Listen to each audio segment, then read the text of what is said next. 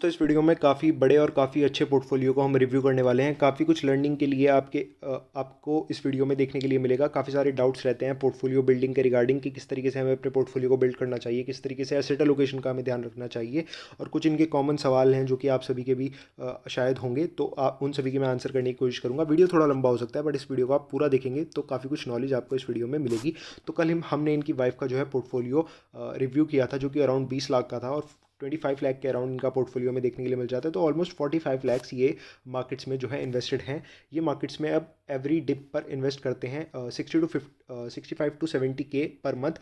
अब आपको every dip पर ही इन्वेस्ट करना चाहिए। एसआईपी जो इन्वेस्टमेंट है, एसआईपी इन्वेस्टमेंट से हटकर अब आपको डिप इन्वेस्टमेंट पर आ जाना चाहिए, क्योंकि अच्छा खासा इन्वेस्टमेंट आप पहले ही शेयर मार्केट में कर चुके हैं। तो जब भी आपको करेक्शन दिखे और स्टॉक अपने सपोर्ट के आसपास काम करता हुआ देखने के लिए मिले, तो आप वहाँ पर कुछ कुछ क्वांटिटीज़ ऐड ऑन करते हुए चल सकते हैं।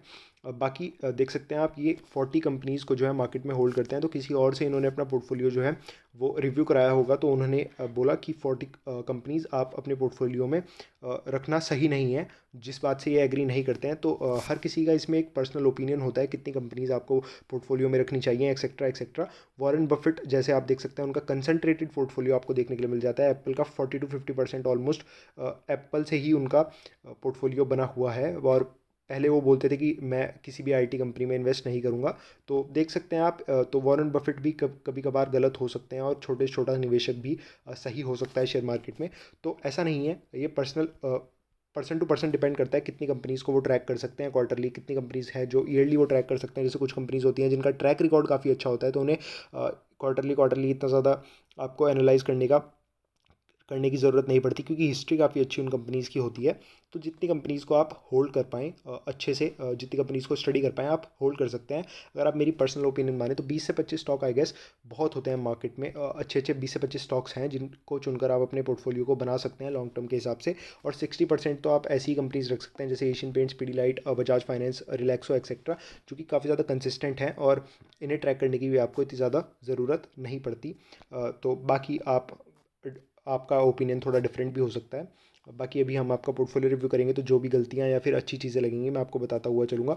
बाकी ये DMart, Bajaj finance, Pidilite, Asian paints, HDFC bank etcetera, ये सभी अच्छी से अच्छी दिग्गज से दिग्गज, एक से एक बढ़कर एक कंपनीज़ में इन्वेस्ट करना चाहते हैं। कुछ कंपनीज़ की वैल्यूएशन जो है काफ़ी ज़्यादा स्ट्रेच हो चुकी है, जैसे डीमार्ट एक्सेट्रा, तो इनके बारे में मैं आपको बताता हुआ चलूँगा। बाकी सभी कंपनीज़ में आप बाय ऑन डिप कर सकते हैं। अब एसआईपी आप ना करें, क्योंकि वही चीज़ है, जितना जैसे मान लीजिए अभी मार्केट्स अच्छे चल रहे हैं नेक्स्ट 3 महीने, और आपकी सैलरी आई और आप 60-70 के इन्वेस्ट करना चाहते हैं, तो आप ना इन्वेस्ट करें, थोड़ा वेट कर ले जब मार्केट में करेक्शन का मोड हो, फियर का मोड हो। तो तब तक आप 2-3 लाख रुपए कैश होल्ड करें, और फिर जब आपको अच्छा खासा करेक्शन दिखे आप इन्वेस्ट कर ले। ये मैं इसलिए बोल रहा हूँ, ये हर पर्सन से वेरी कर सकता है, पर्सन टू पर्सन, क्योंकि अच्छा खासा अमाउंट मार्केट में ये लगा चुके हैं। तो अब इन्हें बाय ऑन डिप की स्ट्रेटजी को फॉलो करना चाहिए। आइए अब इनका पोर्टफोलियो रिव्यू करते हैं। तो 24 लैक्स ये मार्केट्स में इन्वेस्टेड हैं। काफ़ी अच्छा प्रॉफिट इन्हें मार्केट्स में हो रहा था, बट जैसे लास्ट 1-1.5-2 महीने में सभी का पोर्टफोलियो डाउन जाता हुआ हमें देखने के लिए मिल रहा है। तो करंटली 25 लैक्स का इनका पोर्टफोलियो की वैल्यू हमें देखने के लिए मिल जाती है। फर्स्ट कंपनी एफएल इंडिया देखने के लिए मिल जाती है। काफ़ी अच्छा खासा इन्वेस्टमेंट इन्होंने इस कंपनी में किया हुआ है। न्यू एज कंपनी देखने के लिए हमें मिल जाती है। हाई रिस्क की हाई रिवॉर्डिंग कंपनी है। स्टॉक जब टूटता है तो टूट भी कभी कभी ज़्यादा जाता है, बट प्रॉफिट्स रिवेन्यू कंपनी के साल दर साल में काफ़ी बड़े परसेंटेज से ग्रोइंग होते हुए देखने के लिए मिल रहे हैं। तो इस कंपनी के साथ आप कंटिन्यू कर सकते हैं लॉन्ग टर्म में। नेक्स्ट कंपनी आ जाती है alkyl amines. Alkyl amines leading manufacturer हमें एलोपैथिक अमाइंस में इंडिया में देखने के लिए मिल जाती है। जैसे चाइना चेन डिस्ट्रप्शन के बाद मैं काफ़ी बार आप सभी को बता चुका हूँ, स्पेशलिटी केमिकल में इंडिया में हमें बूम देखने के लिए मिल जाता है, और नेक्स्ट 2-3 साल ही ट्रेंड हमें कंटिन्यू देखने के लिए मिल सकता है। और एलोपैथिक अमाइंस की हमें leading manufacture company alkyl amines देखने के लिए मिल जाती है, तो आप इस कंपनी के साथ लॉन्ग टर्म में बने रह सकते हैं। नेक्स्ट कंपनी आ जाती है the gem Asian Paints. 15 stocks आप इनके होल्ड कर रहे हैं। आई गेस आपको इसमें काफ़ी अपनी होल्डिंग को बढ़ाना चाहिए, क्योंकि एक कंसिस्टेंट कंपाउंडर कंपनी हमें देखने के लिए मिल जाती है। रिटर्न्स अगर आप चेक करेंगे पिछले 5-3 सालों के, तो आपको कंपैरेटिवली काफ़ी कम दिख रहे होंगे बाकी कंपनीज से, क्योंकि एक बुल रन जो है विटनेस किया है सभी कंपनीज़ ने। बट ये कंपनीज जो है वो कछुए की चाल से चलती हैं, लेकिन लॉन्ग टर्म में 10 साल में इजीली ये कंपनीज आपका कंसिस्टेंटली ग्रोथ से आपका पैसा 10x कर देती हैं। इन्हें होल्ड करने में बहुत ज़्यादा ईजी रहती है। तो आई गेस जिस साइज़ का आपका पोर्टफोलियो है, एटलीस्ट लैक्स के अंदर तो आपका इन्वेस्टमेंट एशियन पेंट्स के अंदर होना ही चाहिए। नेक्स्ट कंपनी आ जाती है एवेन्यू सुपरमार्ट्स यानी कि डीमार्ट। राधा कृष्ण दमानी जी की 75% होल्डिंग हमें इस कंपनी के अंदर देखने के लिए मिल जाती है। अनऑर्गेनाइज सेक्टर से ऑर्गेनाइज सेक्टर में ये कंपनी अपने आप को बिल्ड कर रही है। काफ़ी अच्छा प्लान है, ग्रोथ प्लान राधा कृष्ण दमानी जी का, बट वैल्यूएशन काफ़ी ज़्यादा स्ट्रेच हमें होती हुई देखने के लिए मिल रही है। अगर इस स्टॉक में आपको गिरावट देखने के लिए मिले तो अग्रेसिवली आप इसमें एवरेज डाउन ना करें, क्योंकि जैसे मैंने आपको बताया वैल्यूएशन काफ़ी ज़्यादा है और जितना एवेन्यू सुपरमार्ट में आपने इन्वेस्ट किया है इतना आपको एशियन पेंट्स में इन्वेस्ट करना चाहिए था। ये मेरा पर्सनल ओपिनियन है, आप चाहें तो डिसएग्री भी कर सकते हैं। नेक्स्ट कंपनी आ जाती है the leading NBFC bank. NBFC sector में बजाज फाइनेंस। और बजाज फाइनेंस में भी बहुत कम आपने इन्वेस्ट किया है लास्ट डेकेड में। निफ्टी में सबसे ज़्यादा रिटर्न्स जिस भी कंपनी ने दिए हैं वो बजाज फाइनेंस आपको नंबर 1 देखने के लिए मिल जाती है। फ्यूचर भी इस कंपनी का कुछ इसी प्रकार का रह सकता है, बट थोड़ी हाई रिस्क की हाई रिवॉर्डिंग कंपनी है, क्योंकि जैसे फाइनेंशियल सेक्टर्स जब भी मार्केट में कोई क्रैश आता है तो सबसे ज़्यादा उन्हीं में आपको गिरावट देखने के लिए मिलती है। जैसा कि आपने अभी कोविड क्रैश में भी देखा और 2008 के क्रैश में भी बुरी तरह ये स्टॉक आपको टूटता हुआ देखने के लिए मिल चुका था, बट तब से लेकर अब तक 1000 गुना ये स्टॉक हो चुका है। अगर आपने 1 लाख रुपीज़ भी नॉर्मली इन्वेस्ट किए होते तो वो 10 करोड़ से ज़्यादा आपको सिर्फ 10 से 12 साल के अंतराल में देखने के लिए मिलते। तो इस कंपनी में भी आई गेस आपको अपना वेटेज बढ़ाना चाहिए। नेक्स्ट कंपनी आ जाती है बर्जर पेंट्स। एशियन पेंट्स के बाद जितना भी majority of the market share है वो बर्जर पेंट्स के पास पास आपको देखने के लिए मिल जाता है। काफ़ी अच्छा अमाउंट आपने इस कंपनी में इन्वेस्ट किया है।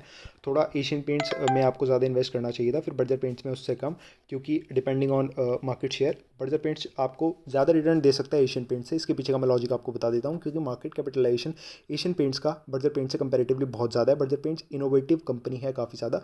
बर्जर पेंट्स के का भी हमें 75% प्रोमोटर होल्डिंग देखने के लिए मिल जाती है।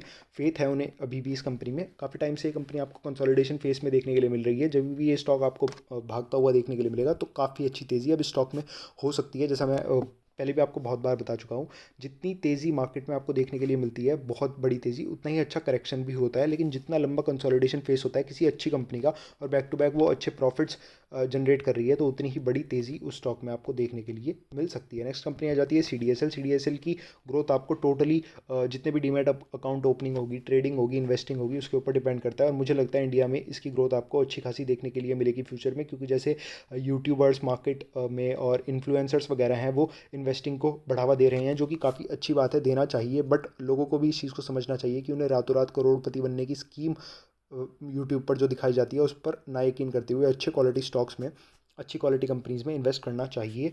तो आई गेस इसकी ग्रोथ काफ़ी अच्छी हो सकती है फ्यूचर में। नेक्स्ट कंपनी आ जाती है कैम्स। कैम्स की भी ग्रोथ सेम फ्यूचर में अच्छी देखने के लिए मिल सकती है। म्यूचुअल फंड इंडिया में काफ़ी ज़्यादा पेनिट्रेटेड मार्केट है। फ्यूचर में ये मार्केट हमें बढ़ता हुआ देखने के लिए मिल सकता है, जिसका सीधा फायदा आपको कैंप्स में देखने के लिए मिल सकता है। काफ़ी बड़ी गिरावट स्टॉक में हो चुकी है, बट अगेन मैं वही बोलूँगा, प्राइस हमें कुछ नहीं बताते हैं, फंडामेंटल्स पर आपको फोकस करना चाहिए। फंडामेंटल्स कंपनी के हमें काफ़ी अच्छे देखने के लिए मिल जाते हैं, तो इस कंपनी के साथ भी आप बने रह सकते हैं। चाहे तो थोड़े बहुत स्टॉक आप और भी इस कंपनी के खरीद सकते हैं। नेक्स्ट कंपनी आ जाती है क्लीन साइंस। थोड़ी न्यूली लिस्टेड कंपनी है। जैसे मैं आप सभी को बोलता हूँ कि न्यूली लिस्टेड कंपनी से थोड़ा दूर रहना चाहिए। मार्केट में टाइम देना चाहिए हमें। मार्केट जिस भी प्रकार की उन्हें वैल्यूएशन देता है 1 डेढ़ 2 साल में, फिर उस चीज़ को एक्सेप्ट करते हुए हमें उन कंपनीज़ में इन्वेस्ट करना चाहिए। अगर मेरा ओपिनियन माने तो अच्छी कंपनी है ये, लॉन्ग टर्म के लिए आप होल्ड कर सकते हैं, क्योंकि प्रॉफिट्स रिवेन्यूज़ हमें इनके इंक्रीजिंग देखने के लिए मिल जाते हैं। नेक्स्ट कंपनी आ जाती है कॉफोर्ज। कॉफोर्ज को भी आप लॉन्ग टर्म के लिए होल्ड कर सकते हैं, बट इस कंपनी को आप ट्रैक करते हुए चलें। नेक्स्ट कंपनी आ जाती है दीपक नाइट्राइट। सोडियम नाइट्राइट में इस कंपनी का मार्केट शेयर हमें 70% का देखने के लिए मिल जाता है, और सेम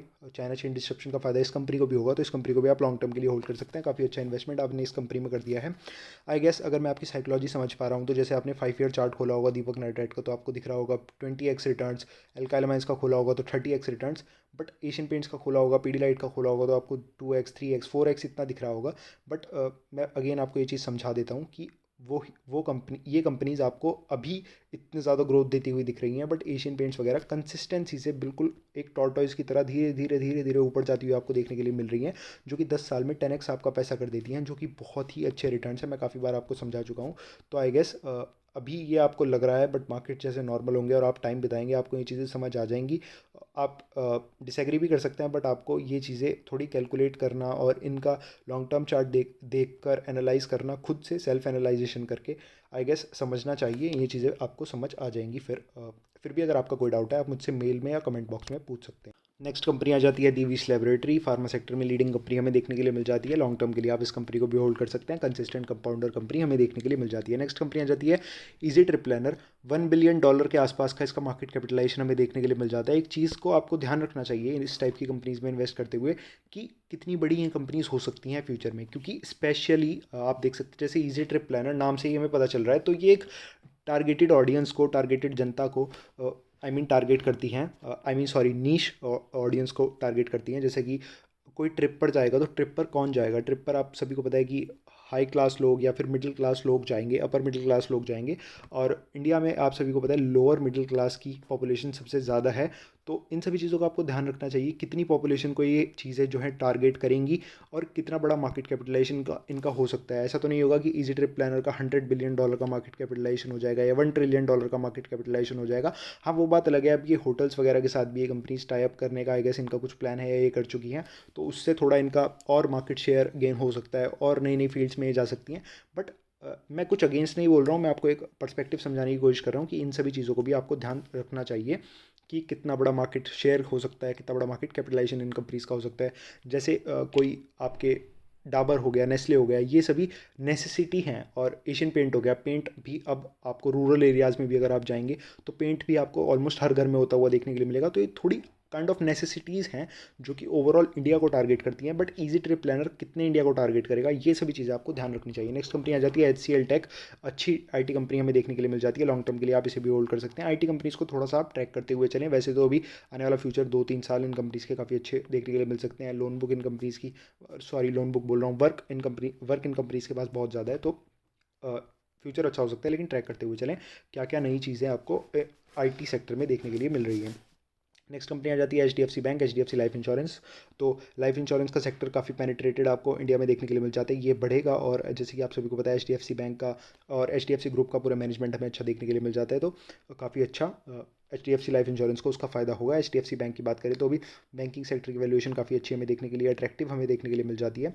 तो HDFC बैंक को भी आप लॉन्ग टर्म के लिए होल्ड कर सकते हैं। एवरग्रीन स्टॉक ये भी हमें देखने के लिए मिल जाता है प्राइवेट बैंकिंग सेक्टर में। आई एम सॉरी, थोड़ा तेज़ तेज़ बोलने के बाद सॉरी। तो HDFC बैंक हमें लॉन्ग टर्म के हिसाब से काफ़ी अच्छी कंपनी अभी भी देखने के लिए मिल जाता है। PSU कंपनीज से ये अपना मार्केट शेयर गेन कर रही है धीरे धीरे। अब 10 to 12% के आसपास इसका हमें मार्केट शेयर देखने के लिए मिल जाता है। लीडिंग कंपनी हमें देखने के लिए मिल जाती है। स्लो ग्रोथ मिलेगी आपको इस कंपनी में, बट कंसिस्टेंट ग्रोथ मिलती रहेगी। नेक्स्ट कंपनी आ जाती है हैप्पीएस्ट माइंड। काफ़ी ज़्यादा ही आपने इस कंपनी में इन्वेस्ट कर दिया है गैस यूट्यूब की वीडियोज़ को देखकर।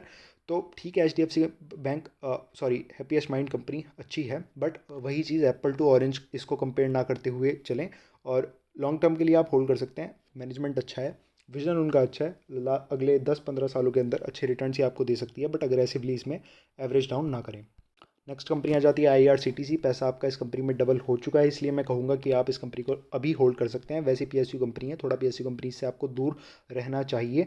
बाकी IRCTC कंपनी 100% मोनोपली और अच्छी कंपनी हमें देखने के लिए मिल जाती है। Next company ICICI bank. Same मैं ICICI बैंक के लिए भी बोलना चाहूँगा। बैंकिंग सेक्टर की वैल्यूएशन काफ़ी अच्छी हमें देखने के लिए मिल जाती है। ग्रोथ काफ़ी, रिजल्ट Q3 के अगर आपने देखे हो HDFC बैंक और ICICI बैंक के, काफ़ी अच्छे हमें देखने के लिए मिल रहे थे। लॉन्ग टर्म के लिए आप इस कंपनी को भी होल्ड कर सकते हैं। ICICI लॉम्बार्ड नेक्स्ट कंपनी आ जाती है। जनरल इंश्योरेंस आई गेस है ये। इस कंपनी को भी आप लॉन्ग टर्म के लिए होल्ड कर सकते हैं। नेक्स्ट कंपनी आ जाती है इंडिया मार्ट। इंडिया मार्ट के रिगार्डिंग मैंने अभी एक वीडियो डाला है, तो उस वीडियो को आप देखेंगे तो आप समझ जाएंगे मैं आपको क्या कहना चाहता हूँ। B2B सेगमेंट में कंपनी हमें अच्छी देखने के लिए मिल जाती है। तो इस कंपनी को भी आप लॉन्ग टर्म के लिए होल्ड कर सकते हैं। नेक्स्ट कंपनी आ जाती है IEX। पावर के सेक्टर में ये कंपनी का अच्छा योगदान हमें देखने के लिए मिल सकता है, तो इस कंपनी को आप ट्रैक करते हुए चलें। नेक्स्ट कंपनी इन्फोएज के रिगार्डिंग भी मैंने अभी एक डिटेल में वीडियो निकाला है, तो वो आप देखेंगे तो समझ जाएंगे मैं आपको क्या कहना चाहता हूँ। पूरा बिजनेस मॉडल मैंने उस वीडियो में एक्सप्लेन किया है आपके लिए। काफ़ी ज़्यादा ही आपने इस कंपनी में अग्रेसिवली इन्वेस्ट कर दिया है, तो इस चीज़ के बारे में आपको ध्यान देना चाहिए। गाइस बहुत ज़्यादा इनके पोर्टफोलियो में जो है कंपनीज़ हैं, तो थोड़ा फास्ट फॉरवर्ड हम करते हैं।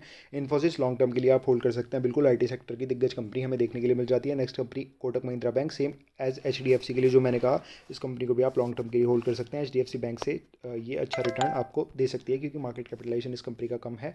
अब बात करें LNT के ग्रुप की, तो LNT का होल ग्रुप हमें काफ़ी अच्छा देखने के लिए मिल जाता है, बट थोड़ा ट्रैक करते हुए आप चलें किस तरीके का काम इन्हें मिल रहा है। और जैसे मैंने आपको IT सेक्टर की कंपनीज़ के बारे में बताया, बाकी इस कंपनी को भी आप लॉन्ग टर्म के लिए होल्ड कर सकते हैं। लेटेंट व्यू एनालिटिक, सेम जैसे मैंने आपको क्लीन साइंस के बारे में बताया, थोड़ा आपको टाइम देना चाहिए, मार्केट किस तरीके का इन नई कंपनीज़ को वैल्यूएशन देता है, फिर भी आपने थोड़ा कम ही इस कंपनी में इन्वेस्ट किया है तो स्टे इन्वेस्टेड आप रह सकते हैं, अग्रेसिवली आप एवरेज डाउन ना करें, थोड़ा बिजनेस को समझें और थोड़ा स्टॉक को टाइम दें मार्केट के अंदर।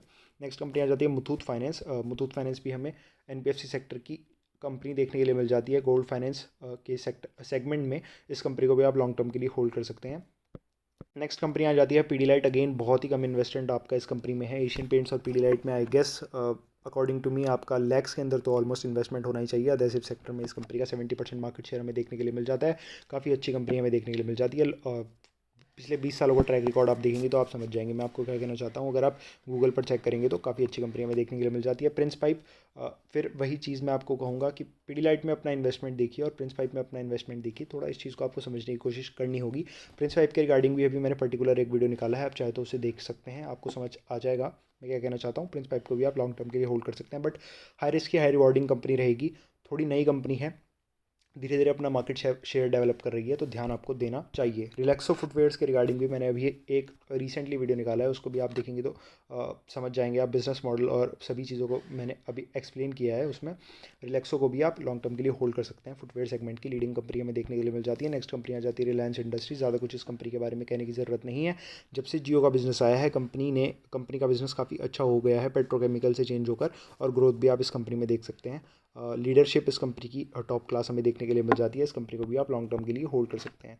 नेक्स्ट कंपनी आ जाती है रोजारी बायोटेक। रोजारी बायोटेक को भी आप लॉन्ग टर्म के लिए होल्ड कर सकते हैं, बट थोड़ा ट्रैक करते हुए आप इस कंपनी को चलें अग्रेसिवली, इस कंपनी में भी और रूट मोबाइल में भी आप अग्रेसिवली एवरेज डाउन ना करें। नेक्स्ट कंपनी आ जाती है एसबीआई कार्ड्स। कार्ड्स के सेगमेंट में ओनली कंपनी लिस्टेड है, बस एक ही प्रॉब्लम है अगेन कि पीएसयू कंपनी हमें ये देखने के लिए मिल जाती है।